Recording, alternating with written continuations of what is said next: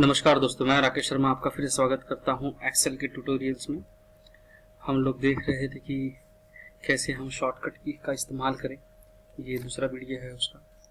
Now हम अब direct देखते हैं कि इनमें हम लोग क्या क्या कर सकते हैं। सबसे पहला हम लोग कंट्रोल की जो है कंट्रोल बटन, तो इसके शॉर्टकट पहले देख लेते हैं। ठीक है, थोड़ा सीक्वेंस में भी हो जाएगा।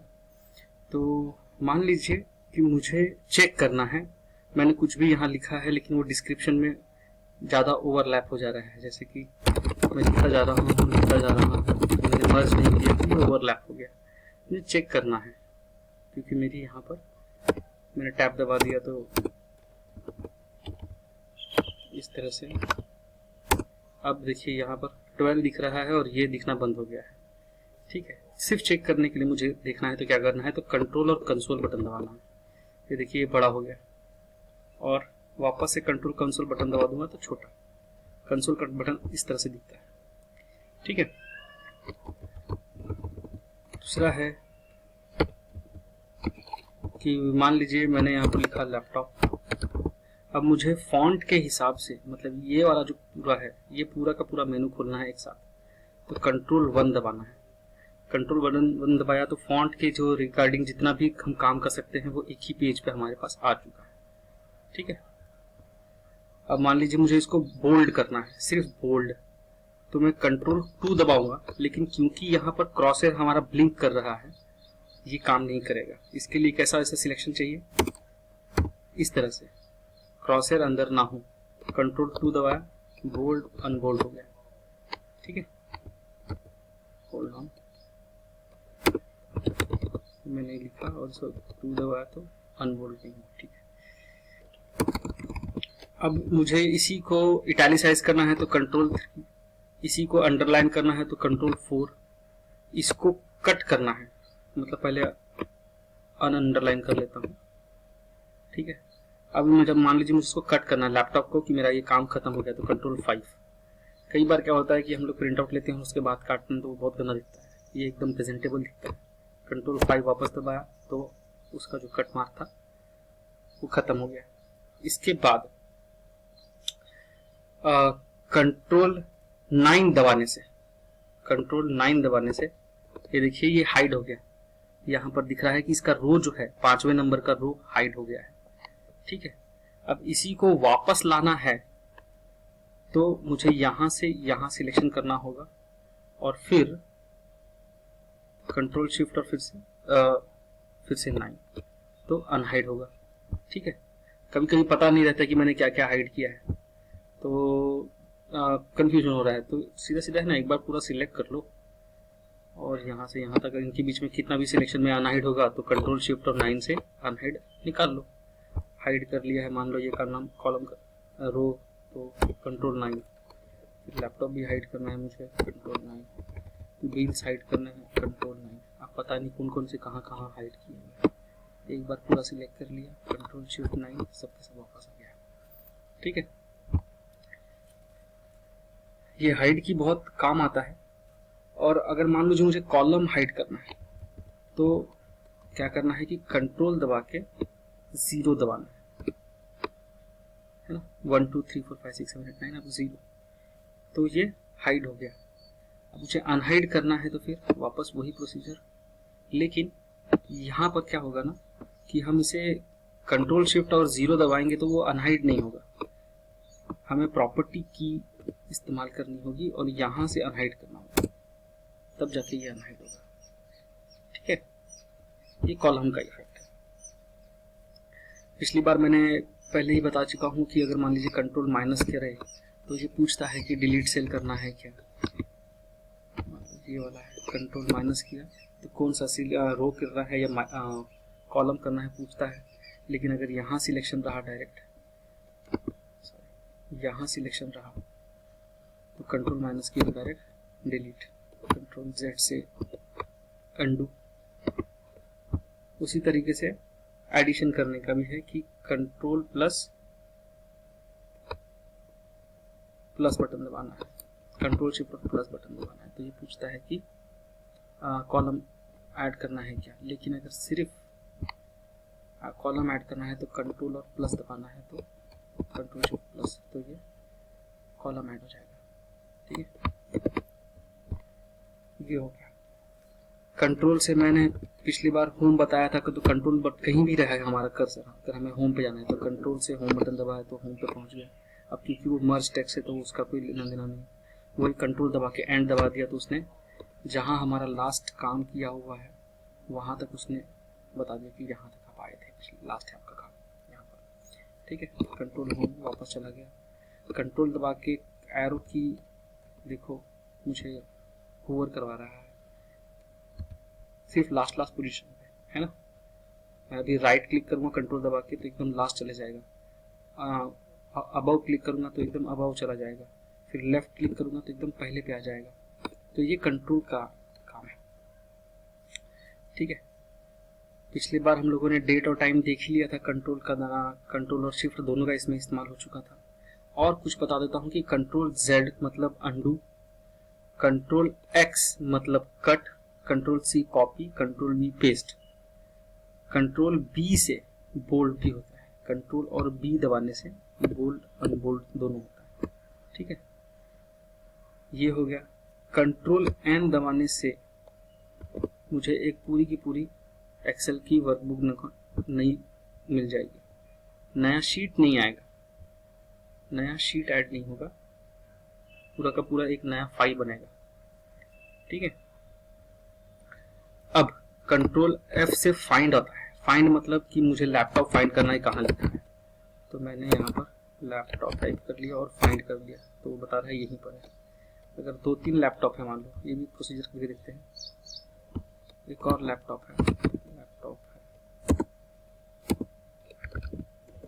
2 भी लिख देता हूँ, कंट्रोल 5 करता हूँ और मैंने लैपटॉप पर सर्च किया तो देखो हमारा जो सेल सिलेक्शन है वो लैपटॉप के लेके आ गया। और कहीं और क्या लैपटॉप यहाँ पर है, लेकिन इसका 2 भी है, तो जहाँ लैपटॉप कंप्लीट दिख रहा है उसे वो वहाँ सिलेक्ट कर रहा है। कंट्रोल F से फाइंड करना, कंट्रोल G से गो टू का कुछ रेफरेंस होता है। ठीक है, कंट्रोल J से रिप्लेस करने वाले, कंट्रोल H से रिप्लेस करने वाले फंडामेंटल होता है कि जब मान लीजिए लैपटॉप लिखा हुआ है तो जहां पर भी लैपटॉप लिखा है उसका माउस कर दो तो ठीक है भाई, वो रिप्लेस करेगा। सिर्फ जहां पर सिलेक्शन दिखा इसको भी रिप्लेस कर दो, रिप्लेस ऑल एक साल कर दो या फिर फाइंड कर लो, मतलब ये आपको ऑप्शन दिख रहे हैं ना यहाँ पर, ये सारे ऑप्शन वो रिप्लेस एंड फाइंड करने के कर रहा है। Control side hyper link create करना है, यहाँ पर अब मुझे कहीं पर हाइपर लिंक मिलता है, इंसर्ट हाइपर लिंक का ऑप्शन। अब इतना लंबा चौड़ा जाना है, ऑल्टर दबाओ फिर वो दबाओ, उससे है सबसे इजी है कंट्रोल के से सीधा हाइपर लिंक का टैब खुलता है, वही जो मैं यहाँ पर अगर क्लिक करता तो होता। ठीक है, इस्तेमाल करना आपको पता होना चाहिए। खैर, अब एक और चीज़ सबसे इम्पोर्टेंट होती है, वो ये है कि यहाँ पर मुझे फिल्टर डालना है। ठीक है, मैं कंट्रोल दबा के L दबाऊंगा, अब ये पूछेगा कि भाई यहाँ तक का करना है क्या, तो हाँ, लेकिन इसके ऊपर कॉलम 1, कॉलम 2, कॉलम 4 ऐसा आएगा, मुझे ये नहीं चाहिए। कंट्रोल Z कर देता हूँ, सिलेक्शन मेरा प्रॉपर है, मुझे इसी को ही फिल्टर बनाना है, तो कंट्रोल शिफ्ट दबा के L, देखो वो फिल्टर हो गया है ना। अब इसी फिल्टर को मुझे ओपन करना है, तो अब मुझे माउस का इस्तेमाल करना पड़ेगा नहीं, जहां पर भी सिलेक्शन है आपका ऑल्टर दबा के या तो अप की या तो डाउन की, है ना, अप की, अप एरो या डाउन एरो। अब इससे आप चले जाइए यहाँ पर सिलेक्शन कर लीजिए अपना जो भी करना है।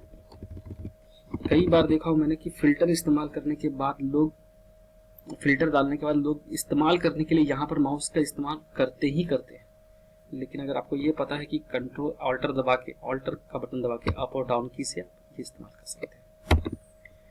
ठीक है, तो ये तो हो गए हमारे लगभग कंट्रोल के हिसाब से सारे। एक और है कि मान लीजिए मुझे डेटा को फॉर्मेट करना है, तो फिर से ऑल्टर एच में गया और डेटा फॉर्मेटिंग L वगैरह आया है, बहुत सारी चीज़ें हैं। उससे अच्छा क्या है कि हम लोग सिलेक्ट कर लेंगे यहाँ से लेके कंट्रोल और शिफ्ट दबा के एंड तक, यहाँ तक, ये तो यहाँ तक होता, मुझे यहीं तक चाहिए। ठीक है, तो ये थोड़ा सा ही है प्रैक्टिस का काम। कंट्रोल शिफ्ट नीचे, फिर इसके बाद कंट्रोल छोड़ के यहाँ से इस तरह से सेल सिलेक्शन करना पड़ेगा। अब मैं कंट्रोल और क्यू दबाऊंगा तो देखो यहाँ पर फॉर्मेट सेल का पूरा ऑप्शन खुल गया है। मुझे किस तरह से फॉर्मेट चाहिए, इफेक्ट देखते जाइए आप, है ना। चार्ट बनाने हैं, चार्ट में भी अंदर बाहर जाने के लिए आपको टैब की या एरो की का इस्तेमाल करना पड़ेगा। तो मैंने टैब की का इस्तेमाल करके यहाँ तक आया हूँ, वापस चार्ट में वापस गया हूँ टैब की दबा के। अब मुझे आगे बढ़ना है तो एरो की दबाया। अब टोटल के बारे में पूछ रहा है कि कुछ टोटल वगैरह करना है क्या। अब मैं फिर से टैब दबाऊंगा तो सब में आ गया। एवरेज देखना है तो राइट एरो पे क्लिक करिए, फिर काउंट में जाना है तो एरो की का इस्तेमाल। वापस से मुझे टोटल में जाना है तो टैब दबाता है, फिर टेबल में जाना है तो एरो की, फिर मैंने टैब यहाँ पर आ गया। मैं देखो इस तरह से दिखने वाला ही बताएगा।